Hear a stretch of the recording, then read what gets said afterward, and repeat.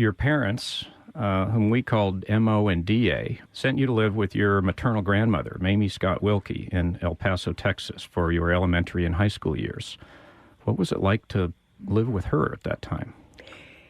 I didn't enjoy that. I enjoyed being on the ranch. And the reason I was sent to my grandparents in El Paso was to go to school.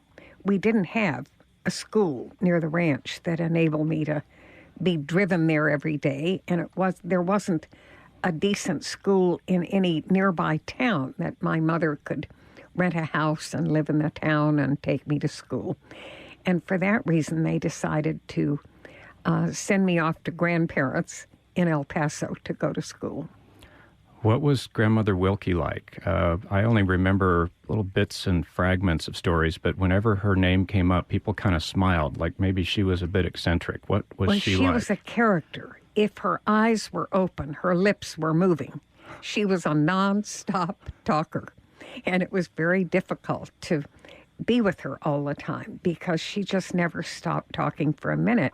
When it was time to go to sleep at night, I had to finally ask her if maybe she could leave and go to her own bed because I was hoping to get to sleep. It was very challenging to be with Grandmother Wilkie. Remind me of what it was like to go shopping with her in downtown El Paso in the 1930s. I remember something about her parking practices. Well, she did the driving, and it was funny. Actually, she spent a lot of her childhood in Mexico. Her father ran a freight service to the mines in northern Mexico. She spoke Spanish before she spoke English, and she enjoyed shopping in Mexico. In those days, it was very easy to cross the border, and we did most of our shopping in Juarez, not in El Paso. The story I remember had something to do with her just parking her car right in the middle of the street and going into the store and leaving you there to deal with the police. She was kind of a character, and she thought whatever she did was fine, and she could always talk any policeman out of anything. She just started talking, and finally the policeman would throw up his hands and say, "All right, Mrs. Wilkie, go on."